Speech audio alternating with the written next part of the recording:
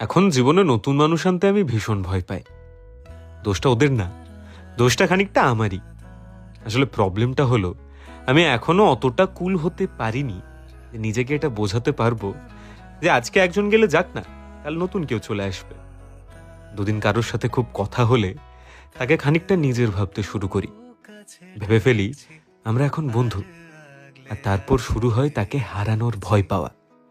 আমি জানি আমি খুব বোকা, আজকাল এত কে ভাবে, কিন্তু ওই যে আজকালকার এই খুব মডার্ন জেনারেশনটার সাথে তাল মিলিয়ে খুব একটা চলতে পারি না। আমি জানি আমি ওল্ড স্কুল, সবাই আমায় নিয়ে একটু হাসাহাসিও করে, কারণ তাদের কাছে তো আমি ব্যাকডেটেড। কিন্তু এই মিথ্যে মডার্ন হতে গিয়ে নিজের আমিটাকে তো আর হারিয়ে ফেলতে পারি না, আর আমি সেটা চাইও না। আমি যেমন আমি তাতেই খুশি, তাই আজকাল সবার থেকে একটু দূরে দূরেই থাকি।